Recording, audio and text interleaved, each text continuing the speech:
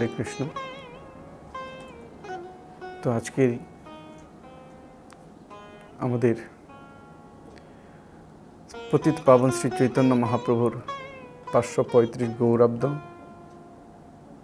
তো আমাদের এই মানব জীবনের উদ্দেশ্য মহান আচার্যবৃন্দরা বলেছেন এবং ভগবানের শক্তাবেশ অবতার, শক্তি অবতার ব্যাসদেব তার শ্রীমদ্ ভাগবতমে উল্লেখ করেছেন, সমস্ত সমুদ্রের জলরাশিগুলিকে যদি কলমের কালির সাথে তুলনা করা হয়, পৃথিবীর সমস্ত বৃক্ষরাজিগুলিকে যদি কলমের সাথে তুলনা করা হয়, তবুও পরমেশ্বর ভগবান অনাদির আদি গোবিন্দ তার রূপ, গুণ, লীলা, বৈশিষ্ট্য, পরিকর সম্বন্ধে বর্ণনা করা সম্পূর্ণ ব্যর্থ প্রচেষ্টা হবে।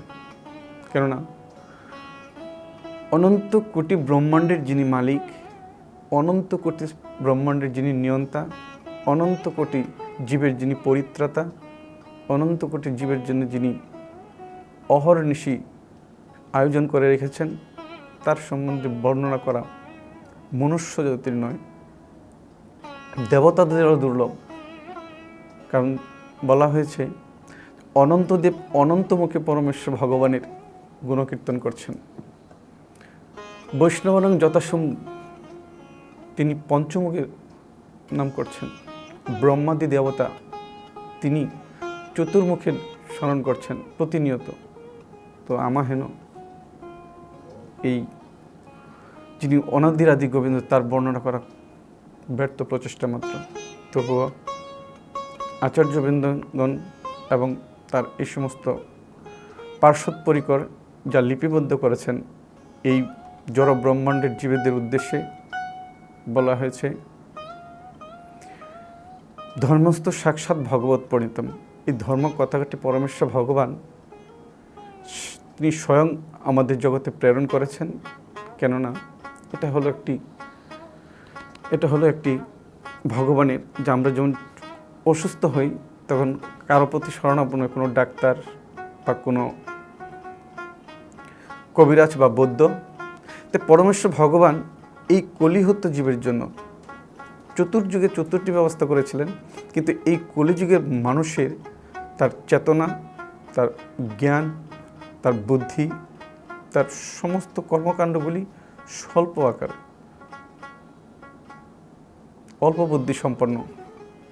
তো সেই জন্য তিনি তার এই কৃপা আশীর্বাদ ব্যাসদেবের মাধ্যমে একটি প্রেসক্রিপশানের মতো আমাদের কাছে প্রেরণ করেছেন। তো এই প্রেসক্রিপশানটা হলো ডাক্তারের একটা পরামর্শ। এই প্রেসক্রিপশানের মাধ্যমে ডাক্তার কী করেন, লিখে দেন।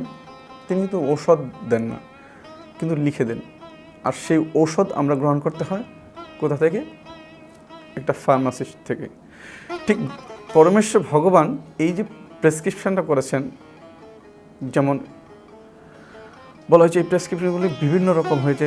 যেমন আমরা জানি ডাক্তার সেক্টরে অর্থোপেডিক্স, নিউরোলজিস্ট, বিভিন্ন সেক্টর যেমন লিভার, কিডনি, এরকম আলাদা আলাদাভাবে ডিপার্টমেন্ট করা আছে। ঠিক পরমেশ্বর ভগবান শ্রীকৃষ্ণ আমাদের জন্য তিনি এই সমস্ত শাস্ত্রগ্রন্থ কি, যেমন 4 বেদ, 18 পুরাণ, 14 শাস্ত্র, 108টি উপনিষদ, এরকমভাবে বিভিন্ন গ্রন্থগুলি দেওয়ার মাধ্যমে, যেমন বেদ 4টি বেদে কর্মকাণ্ড, জ্ঞানকাণ্ড উল্লেখ করা হয়েছে। কিন্তু এগুলোকে মডিফাই করে বিভিন্ন আচার্যবৃন্দরা বিভিন্ন সময়ে যুগোপযোগী করার জন্য, প্রত্যেকটি জীবকে ভগবতমুখী করার জন্য তারা আরও আমাদেরকে সহজভাবে নিয়ে এসছেন। যুগে যুগে পরমেশ্বর ভগবান শ্রীকৃষ্ণ সে কথাগুলি আমাদেরকে প্রেরণ করছেন। বলা হয়েছে, আচার্যবৃন্দরা বলেছেন যে কর্মকাণ্ড, জ্ঞানকাণ্ড অমৃত বলে যে খায়, নানা জনই ঘুরে ফিরে কদর্পভোগ করে তার জনই অধপতে যায়। কি বলছে? বলছে কর্মকাণ্ড এবং জ্ঞানকাণ্ড অমৃত বলে যে খায়। বলছে এই কর্মকাণ্ড জ্ঞানকাণ্ড অমৃতের মধ্যে আস্বাদন করলেও বলছে এটি সকলে বিষের বাণ্ড। তো বিষ খেলে কী হয় আমরা এ জগতে বুঝতে পারি যে বিষ খেলে কী হয়। তো এই অমৃত বলে যে বা খায় নানা জনই, অর্থাৎ আমাদের এই জন্মটাই শুধু এক জন্মই নয়, 84 লক্ষ জনই, কীট পতঙ্গ তরুলতা পশু পক্ষী জলজ প্রাণী এভাবে পরিভ্রমণ করতে করতে করতে করতে 4 লক্ষ মানব জন্ম আমরা পেই। সেই 4 লক্ষ মানব জন্মেও আমরা এই যে পূর্ণাঙ্গ শরীর আমরা প্রাপ্ত হয়েছি, সেই পূর্ণাঙ্গ শরীর আমরা কিন্তু পেতে পারবো না। সেটার জন্য লাভ করার জন্য আমাদেরকে এই জন্মের পর জন্ম আমাদেরকে ঘুরতে হয়েছে একটা পূর্ণাঙ্গ দেহ প্রাপ্ত। আপনি চিন্তা করুন, যিনি হয়তো হাজার হাজার কোটি কোটি টাকার মিলিয়ন বিলিয়ন ডলার আছেন, তাদের পরিবারের সন্তানদের কারো একটি চোখ নেই, হাত নেই, কথা বলতে পারছে না। অনেকেই আছে, আমরা দেখতে পাই। টাকা আছে, অর্থ আছে, ধন আছে, শিক্ষা আছে, কিন্তু পরিবারে একটা সন্তান দেখতে পাচ্ছে না। এই যে কর্মকাণ্ডগুলি হচ্ছে, এগুলি কিসের ফল? ভগবান বলেছেন যে এগুলো হলো তার প্রাপ্ত কর্মফল। সেজন্য উনি বলেছেন গীতাতে, কি বলেছেন? যে পরিত্রাণায় সাধুনাং বিনাশায় চ দুষ্কৃতাম। তিনি কাকে করবেন? সাধুদেরকে পরিত্রাণ করবেন। দ্যাট মিনস সাধু মানে এই সাধারণ মালা তিলক, পরিষ্কার জামা এবং ইস্ত্রি করা পোশাক পরে সুন্দর ডিপার্টমেন্টের চেয়ারে বসে থেকে আমরা সাধু হয়ে যাব, সেরকম না।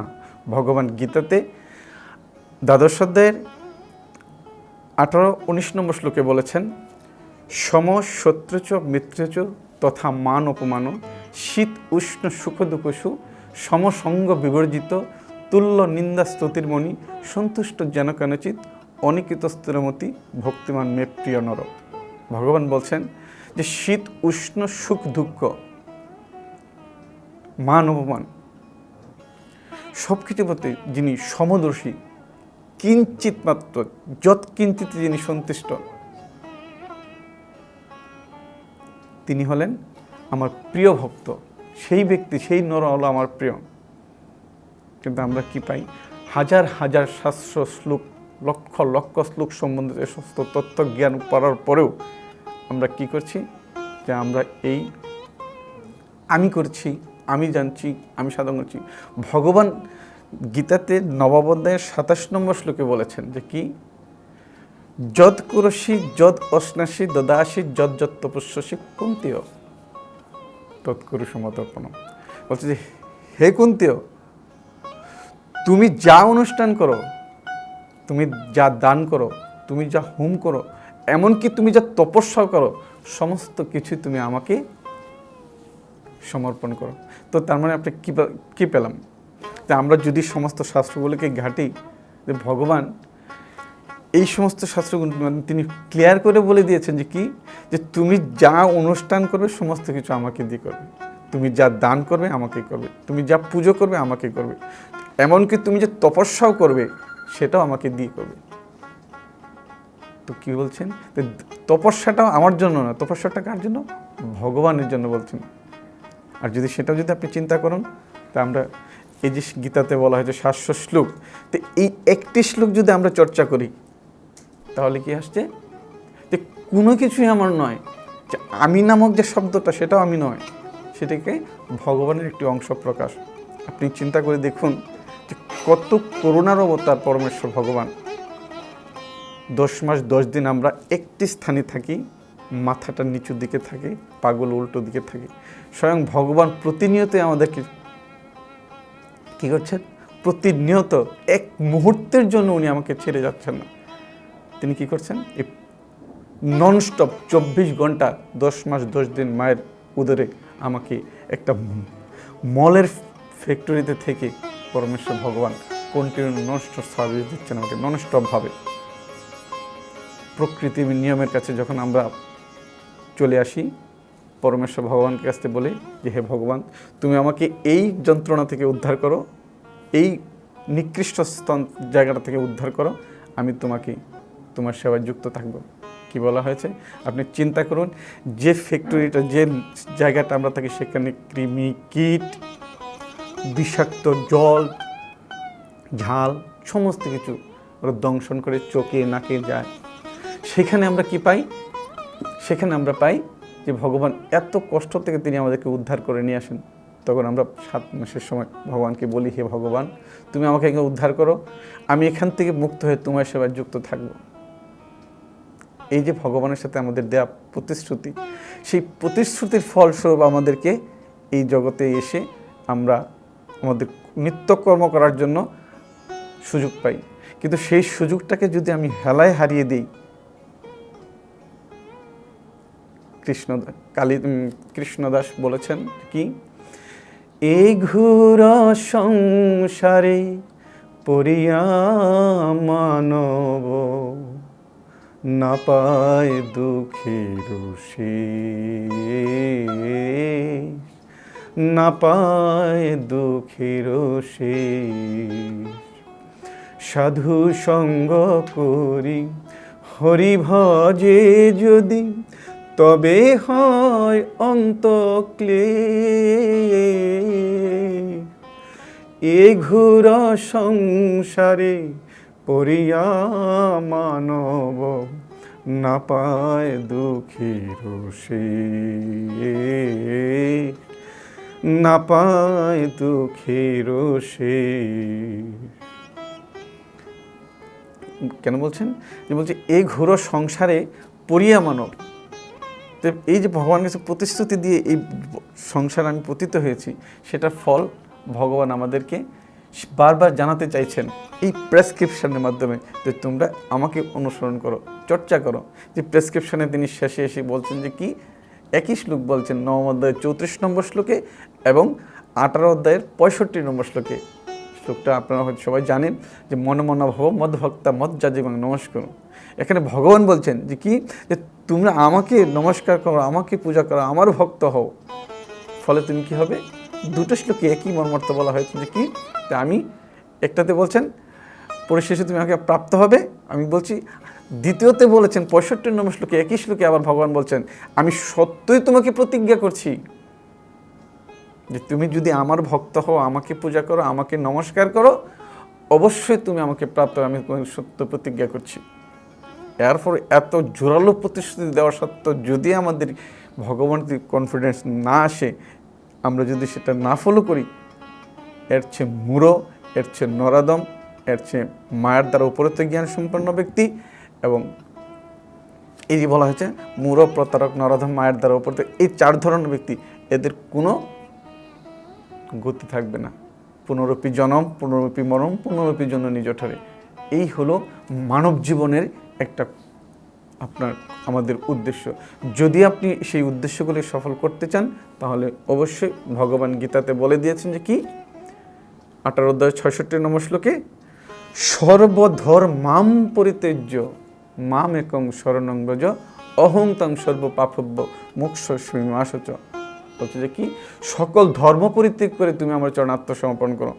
আমরা যখন কাউকে উপদেশ করি কি বলি যে প্রভু আপনি অধর্ম করুন না, হে কাকা আপনি অধর্ম করবেন না, কাউকে হত্যা করবেন না, কাউকে কষ্ট দেবেন না।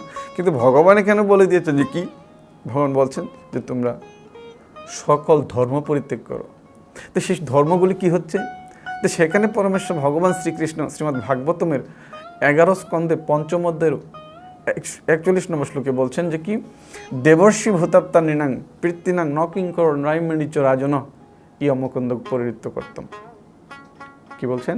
যে যিনি মুক্তিদানকারী মুকুন্দের চরণ কমলে আশ্রয় নিয়েছেন এবং ঐকান্তিকভাবে পন্থাটি গ্রহণ করেছেন, তাকে আর দেবদেবী, মুনি ঋষি, পরিবার পরিজন, মানব সমাজ, আত্মীয় স্বজন কারো প্রতি কোনো কর্তব্য থাকে না। পরমেশ্বর ভগবান শ্রীকৃষ্ণের অর্থাৎ তার চরণ কমলে আশ্রয় গ্রহণ করার মাধ্যমে এই কর্তব্যকর্মগুলি কি হয়? অযাচিতভাবেই সম্পন্ন হয়ে যায়। কেননা আপনার একটা জিনিস ফলো করবেন, যে শরীরের কেন্দ্রস্থল যদি এই উদরকে ধরা হয়, আর আমরা খাদ্য যখন উদরে দিই, তো সমস্ত ইন্দ্রিয়গুলিগুলি আমাদের কী করছেন? পরিপূর্ণ থাকে। কিন্তু একটি অঙ্গে যদি আমাদের সমস্যা হয়, আরেকটি অঙ্গে যদি আমরা সেই খাদ্যবস্তু দান করি, তাহলে কী হবে? সেটা পূর্ণপ্রাপ্ত হবে না। সেম একটা বৃক্ষ যদি আমরা সেটা গাছের গোড়ায় জল দিই, তো সমস্ত শাখা প্রশাখাগুলি পরিপুষ্ট হবে। কিন্তু যদি আমরা কোনো শাখায় জল দিই গাছটা পরিপুষ্ট হবে না। সেই শিক্ষাগুলি পরমেশ্বর ভগবান শ্রীকৃষ্ণ শুধুমাত্র এই মনুষ্য জীবের উদ্দেশ্যেই ভগবান বারবার স্মরণ করিয়ে দিচ্ছেন এই প্রেসক্রিপশনের মাধ্যমে। এটা হলো মানব জীবনের উদ্দেশ্য, বলতে জীবের শরীর হয় কৃষ্ণের নিত্যদাস, ইহা না মানিলে জীবের হয় সর্বনাশ। এটা কুকুর বিড়াল পশু পক্ষীকে বলা হয়নি, এটা বলা হয়েছে শুধুমাত্র মানব জীবনে যারা আমরা যারা এই দুর্লভ মানব জন্মকে পেয়েছি। আপনি একটা চিন্তা করে দেখুন, আপনি যদি একটা স্বাভাবিক কুকুরের সাথে জীবনটাকে তুলনা করুন, আপনি দেখবেন যে কুকুরটা খাচ্ছে, আমিও খাচ্ছি, কুকুর ঘুমাচ্ছে, আমিও ঘুমাচ্ছি, কুকুর সন্তান উৎপাদন করছে, আমিও সন্তান উৎপাদন করছি। কুকুরের শরীর যদি আমি কেটে দেখি তো কুকুরের গায়ের রক্ত ঠিক সেম লাল। কিন্তু একবার প্রশ্ন করুন যে এই কুকুরকে প্রতিটি দেশের গভর্নমেন্ট তার দেশকে রক্ষা করার স্বার্থে তাকে একটি এসি রুমের ভিতরে ব্যবহার করেন। যে রুমে কুকুরটি থাকে সেখানে হায়ার প্রশিক্ষণপ্রাপ্ত দুজন ডিফেন্সের ব্যক্তি দরজার পাশে দাঁড়িয়ে থাকে। এই কুকুরকে পাহারা দেওয়ার জন্য একটি এসি রুমের ভিতরে ব্যবহার করা হয়। কুকুরকে খাওয়ানোর জন্য মান্থলি একটা মেনটেন্যান্স দেওয়া হয়, যার মাধ্যমে তার চিকিৎসা থাকা খাওয়া হয়। তো সেই হিসেবে যদি আপনি নিজেকে চিন্তা করুন যে আপনি সৃষ্টির শ্রেষ্ঠ জীব, প্রত্যেকটা দেশের একটি ডগ স্কোয়াড নামে এই কুকুরকে, যাকে বলা হয় একটা শাখাকে, সেই কুকুরকে তাকে এসি রুমের ভিতরে রাখা হয়। আমাদের মতো মানবকুলে যারা হায়ার শিক্ষিত, বিশেষ প্রশিক্ষণপ্রাপ্ত, তাদেরকে দিয়ে কুকুরকে পাহারা দেওয়া হয়। তা আপনি চিন্তা করুন, আপনার জীবন বা আমার জীবন ভালো নাকি কুকুরের জীবন ভালো? কুকুরটি কত আরামে এসি রুমের ভিতরে আসছে, আর আমি সৃষ্টির শ্রেষ্ঠ জীব হয়েও আমি কি করছি? সেই মূল্যায়নটা পাচ্ছি না। দুঃখ হয় তখনই, কেননা পরমেশ্বর ভগবান বলছেন এই কথাগুলি আমাদেরকে। কেন বলছেন? যে কৃষ্ণ বলে যেই জীব অনাদি বহির্মুখ, অতএব মায়াতারেতে সংসার দুঃখ। কৃষ্ণ বলে যেই যে ভোগবাঞ্ছা করে, নিকটস্থ মায়াতারে ঝাপটিয়া ধরে। অর্থাৎ এই মায়া ঝাপটিয়া ধরে মানে তাকে এই জড়জগতের থেকে ত্রিতাপ ক্লেশ দিয়ে দিতে দিতে দিতে সে কী হয়? এই জগৎ থেকে চলে যায়, দেহান্তরে চলে যায়। আপনি দেখুন, জন্ম থেকে মৃত্যু অবধি প্রতি মুহূর্তে মুহূর্তে, প্রতিটি দণ্ডে আমাদের পরিবর্তন হচ্ছে, এই দেহটির পরিবর্তন হচ্ছে। আপনি নিজেকে একটু ফলো করে দেখুন, যদি এখন বয়স 30 হয়ে থাকে বা 40 হয়ে থাকে, 50 বছর হয়ে থাকে, তার পূর্বে আপনি চলে যান, একদম মায়ের গর্ভে থেকে আসছেন, কিভাবে এসেছিলেন, কতটুকু ছিলেন, আর এখন 50 বছরে কি হয়েছে। স্বামী অল্প কিছু দিনের একটা ব্যবধানে আপনি প্রতিনিয়ত পরিবর্তন হতে হতেই এই জগৎ থেকে চলে যাবেন। কিভাবে চলে যাবেন? আপনি যে উদ্দেশ্য নিয়ে এখানে এসেছিলেন, সেই উদ্দেশ্য যদি সফল করতে না পারেন, তো আপনি যার প্রতি এ জগতে আকর্ষণ থাকবে, যে জিনিসের প্রতি আকর্ষণ থাকবে, সেই পরবর্তী যেমন ভগবান গীতাতে বলেছেন, অন্তকালিচ স্মরণমুক্ত কলেবরম। অর্থাৎ অন্তকাল মানে মৃত্যুর সময় আপনি যে চেতনায় নিয়ে এই পৃথিবী থেকে চলে যাবেন, দেহটা আপনার শেষ হয়ে যাবে, ঠিক পরবর্তী জন্মে আপনি সেই রকম একটা দেহপ্রাপ্ত হবেন। আপনার কোনো সমস্যা নেই, কারণ পরমেশ্বর ভগবান শ্রীকৃষ্ণ বলেছেন যে দেখো, যেহেতু তুমি আমারই একজন সৃষ্ট সন্তান, অন্যান্য সন্তানের মতো তুমি আমার সন্তান, তুমি যদি আমাকে নাও স্মরণ করো, আমি তোমাকে আবার পুনরায় স্মরণ করব। কখন সেটা? ভগবান বলছেন যে আমার এই সচ্চিদানন্দময় রূপ তুমি আমাকে স্মরণ করলে না, কোনো সমস্যা নেই, আমি তোমাকে আমার এই সচ্চিদানন্দ রূপে স্মরণ না দিলেও আমি তোমাকে আরেকটি রূপে আসব, সেটা হলো কি? মহাকাল। আর তখন তুমি আমাকে আর ফেরাতে পারবে না। তুমি আমার মন্দিরে আসলে না, কোনো সমস্যা নেই, আমি তোমার গৃহ মন্দিরে যাব, সেই গৃহ মন্দির থেকে তোমাকে নিয়ে আসবো। আমি কীভাবে নিয়ে আসবো? বলছে এভে না ভজিলে যশোদা সুত চরমে পরিবে লাজে। তুমি যখন আসবে তখন ঠিক এই লজ্জায় তোমাকে এখানে আসতে হবে। এমনিভাবে আমাদের এই উদ্দেশ্যগুলোকে ফলপ্রসূ করা যেত। মহাজনগণ, পূর্ববর্তী মহাজনগণ ক্রমান্বয় ধারায় পরমেশ্বর ভগবান তার প্রতিনিধির মাধ্যমে, তার শক্তির অবতারদের মাধ্যমে আমাদের কাছে বারবার সাধুগুরু বৈষ্ণবদের মাঝখানে প্রেরণ করেন। এই যুগের শ্রেষ্ঠ, চতুর্যুগের শ্রেষ্ঠ যিনি প্রতিনিধি হিসেবে ভগবান প্রেরণ করেছেন, আপনারা জানেন বিভিন্ন গ্রন্থে বিভিন্নভাবে বলা হয়েছেন। মন্ত্র, ঔষধ, পথ্য, ডাক্তার সব কিছু তিনি প্রেরণ করেছেন। মন্ত্ররূপে দান করেছেন যে কি, এই বলছে হরিনাম মহামন্ত্র এই যুগের মানুষের জন্য, পথ্য হিসেবে যে ভগবানের কৃষ্ণ প্রসাদ প্রতিনিধি রূপে পাঠিয়েছেন। আপনি জানেন যে এই যুগের শ্রেষ্ঠ প্রতিনিধি হলেন, বিভিন্ন পুরাণে উল্লেখ করা হয়েছেন, ব্রহ্মবৈবর্ত পুরাণে উল্লেখ করা হয়েছেন যে এমন একজন সেনাপতি ভক্ত আসবেন যিনি এই ভগবানের চতুর্যুগে যিনি কৃপা লাভ করেছিলেন জগৎ শিক্ষা দেওয়ার জন্য, সেই শিক্ষা যে সমস্ত ভগবান যে স্থানে যাননি পৃথিবীর বিভিন্ন দেশে, যেমন পরমেশ্বর ভগবান সত্য, ত্রেতা, দাপর, কলি চারি যুগে উনি এসেছেন কোথায়? ভারতভূমিতে। কিন্তু সারা পৃথিবীর 240টি দেশে পরমেশ্বর ভগবান কোনো যুগে যায়নি। ঠিক এরকমভাবে পুরাণেও এই ব্রহ্মবৈবর্ত পুরাণে উল্লেখ করেছেন যে কি, এমন একজন সেনাপতি ভক্ত আসবেন যিনি সারা পৃথিবীতে গিয়ে এই আমার গুণকীর্তন, আমার হরিনাম, আমার নির্দেশিত পন্থা প্রচার করবেন। এবং কলিযুগের শ্রেষ্ঠ অবতার পতিত পাবন গৌরহরি তিনি ভবিষ্যৎবাণী করেছিলেন যে কি, পৃথিবীতে আছে যত নগরাদি গ্রাম, সর্বত্র প্রচার হবে মুরির নাম। তো এই যে মোর নাম, সেটা মহাপ্রভু নিজেও কিন্তু ভারতভূমি ছাড়া অন্য কোথাও যাননি। তিনি তার সেনাপতি ভক্ত, আমাদের পরম আরাধ্য, আমাদের পরম পূজনীয়, আমাদের শিক্ষাগুরু এবং ইস্কনের আজীবন শিক্ষাগুরু, সারা অনন্ত কোটি ব্রহ্মাণ্ডের যিনি পরমেশ্বর ভগবান, যিনি যাকে প্রেরণ করেছেন, তিনি হলেন কৃষ্ণ কৃপা শ্রীমূর্তি ছিল অভয়চরণ অরবিন্দ ভক্তি বেদান্ত স্বামী প্রভুপাদ। প্রভুপাদের এই জীবন প্রণালী ধারায় প্রভুপাদ দেখিয়েছেন যে কিভাবে গুরুদেবের প্রতি সন্তুষ্ট, গুরুদেবের প্রতি উদ্দেশ্যকে সারেন্ডার করলে ভগবানের কৃপা লাভ করা যায়। তিনি প্রমাণ করে রেখে গেলেন, যাকে বলা হয়েছে আলাদিনের আশ্চর্য সেই জাদুকরের মতো। আলাদিনের থেকে বেরিয়ে এসেছিলেন, সে পরমেশ্বর ভগবান এমন একটি প্রতি পাঠিয়েলেন যার মাধ্যমে সারা পৃথিবীর মানুষ এই সুযোগটা গ্রহণ করতে পেরেছেন। মহাপ্রভুর কথা, পৃথিবী আছে যত নগরাদি গ্রাম, সর্বত্র প্রচার হবে মুরির নাম, আজকে তিনি প্রতিটি ঘরে ঘরে দিয়েছেন। প্রভুপাদ যদিও পৃথিবীতে নেই, তার যোগ্য প্রতিনিধিদের কাছে রেখে দিয়েছেন। এই প্রতিনিধিরা আজকে মহাপ্রভু সেই বাণীকে প্রসারিত করছেন। যারা প্রচারিত করছেন তারা পৃথিবীতে থেকে আজকে আমাদের উচিত তাদের এই কৃপা লাভ করার মাধ্যমে পূর্ববর্তী মহাজনদের আশীর্বাদ আমরা লাভ করা। আজকে প্রভুপাদের যে সমস্ত প্রতিনিধিরা আছেন, যারা বুঝতে পারছি না যে এত বড় একজন সেনাপতির যোগ্য প্রতিনিধিরা রেখে গেছেন, তাদের চরণে আমরা সমর্পণ হতে পারছি না, তারাও আমরা একটা মস্ত বড় মিস করছি। যেমন কি উদ্দেশ্য, যে আমাদের এই দুর্লভ মনুষ্য জন্মটাকে হেলায় হারিয়ে দিচ্ছি। যে পরমেশ্বর ভগবান শ্রীকৃষ্ণ সেই হাজার হাজার বছর পূর্বে যে বলে গিয়েছিলেন যে সেনাপতি একজন ভক্ত আসবে, তো সেই ভক্ত তিনি তার যোগ্য প্রতিনিধি রেখে গিয়েছেন, আর আমরা তাকেও এখনও বুঝতে চেষ্টা করছি না। যে যদি এই সমস্ত প্রতিনিধিরা, আচার্যবৃন্দরা এই পৃথিবী থেকে অপ্রকট হবেন, তো আমাদের গতি কী হবে?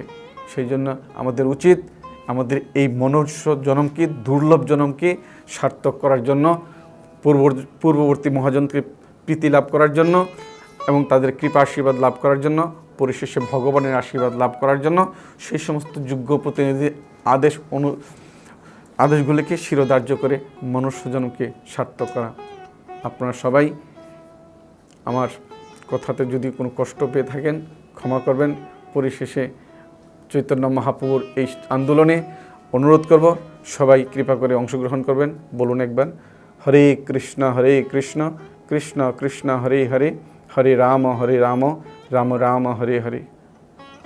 ধন্যবাদ সবাইকে। জয় শ্রীল প্রভুপাদ।